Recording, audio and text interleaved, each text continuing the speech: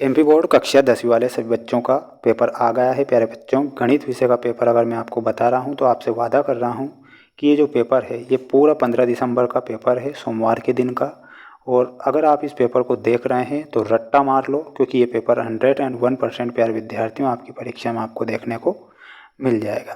प्यारे विद्यार्थियों, यहाँ पर आप देख सकते हैं पहला ही प्रश्न आपकी परीक्षा में पूछा जाएगा, जो कि आप देख सकते हैं 6 और 20 का HCF क्या होता है। 6 और 20 का HCF कितना होगा, तो इसमें आपको 2 करेक्ट उत्तर के रूप में बताना है।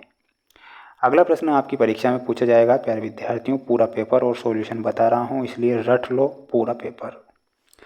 एक द्विघात बहुपद जिसके शून्यक -3 एवं 4 होगा तो वह द्विघात समीकरण क्या है। तो इसमें आपको क्या लिखना है, और लिखना रहेगा आपको x² minus x/2 minus 6, x minus 2y बराबर 0 और 3x प्लस 4y माइनस 20 बराबर 0।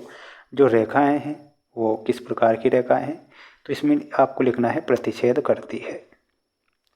यदि द्विघात समीकरण ax² plus bx plus c बराबर 0 के शून्यक अल्फ़ा एवं बीटा हो तो अल्फ़ा प्लस बीटा का मान कितना होगा, -b/a।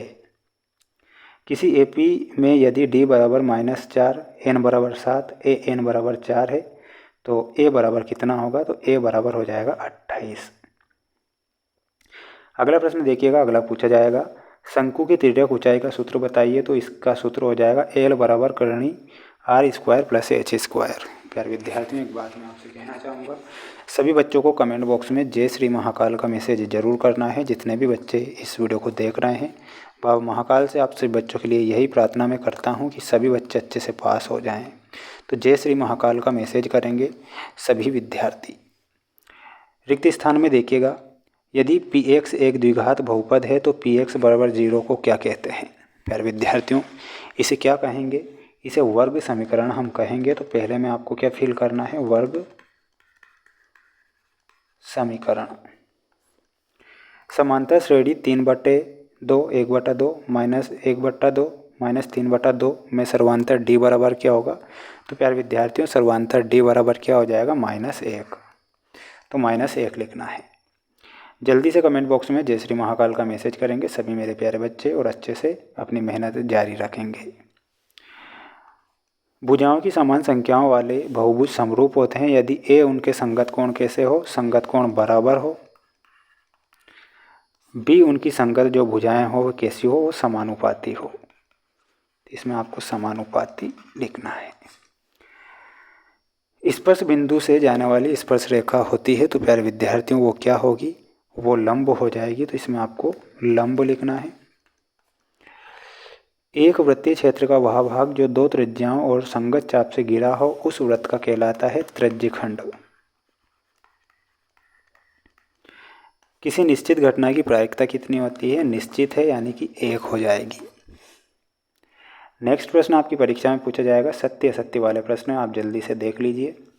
√2 एक परिमेय संख्या है, ये असत्य होगा। 2 समरूप त्रिभुजों की संगत भुजाएं समानुपाती होती है, तो ये बिल्कुल आपको सत्य बताना है। अर्धगोले का आयतन 4/3 πr³ होता है, ये आपको असत्य बताना है। और ये भी हमारा सत्य होगा। आपको इसका एक स्क्रीनशॉट ले लेना है और अच्छे से पढ़ाई कर लेना है। प्यारे विद्यार्थियों, जो पेपर बता रहा हूँ ये पेपर आपकी परीक्षा में ज़रूर आएगा, क्योंकि ये जो प्रश्न है ना, ये क्वेश्चन कई बार परीक्षा में आए हैं और ये बार बार रिपीट क्वेश्चन होते हैं ना। सेक थीटा का मान कितना होगा, तो इसमें आपको option number F। Tan theta का मान कितना होगा, तो इसमें आपको ऑप्शन नंबर D बताना है। 9 sec² A minus 9 tan² A का मान 9 होता है, ऑप्शन नंबर A से मिलाना है। मूल बिंदु से x y के बीच की जो दूरी होती है, इसमें आपको ऑप्शन नंबर B से मिलाना है। बिंदु -4 5 4 -5 के मध्य बिंदु के निर्देशांक होते हैं 0 0। 7 1 और 0 0 के बीच की जो दूरी होती है वो क्या हो जाएगी, 5√2। ऑप्शन नंबर E से मिला देना है। अगला प्रश्न देखिएगा प्यारे बच्चों, अगला प्रश्न आपकी परीक्षा में पूछा जाएगा। द्विघात समीकरण ax² plus bx plus c बराबर 0 के विविक्तिकर ज्ञात करने का सूत्र क्या होगा। तो इसका सूत्र हो जाएगा प्यारे विद्यार्थियों b² माइनस 4ac। 5 10 15 का जो अगला पद होगा, अगला पद 20 हो जाएगा। यदि दो त्रिभुज समकोणिक हो तो त्रिभुज क्या होगा, तो त्रिभुज होगा प्यारे विद्यार्थियों समरूप। कैसा होगा, यहाँ पर आपको समरूप लिख के आना है। उन्नयन कोण की परिभाषा आपको याद करके जाना है। जब वस्तु आँख की क्षैतिज रेखा के ऊपर हो तो उसे देखने के प्रक्रम में हमारी दृष्टि रेखा जिस कोण से ऊपर को मुड़ जाती है उसे उन्नयन कोण कहते हैं। किसी वृत्त की दो त्रिज्याओं और संगत चाप से घिरे क्षेत्र की माप क्या कहलाती है, तो उसे त्रिज्यखंड का क्षेत्रफल कहेंगे। क्या कहेंगे, इसमें लिखना है त्रिज्यखंड का क्षेत्रफल। किसी घटना के घटित होने की संभावनाओं की संख्यात्मक निरूपण क्या कहलाता है, तो उसे प्रायिकता कहेंगे।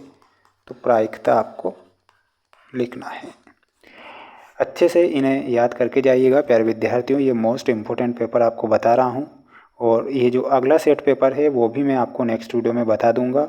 और मोस्ट इम्पोर्टेंट प्रश्न बता रहा हूँ, और मोस्ट प्रश्न ही आपको पढ़ के जाना है।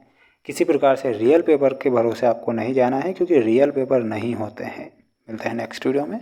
जय श्री महाकाल।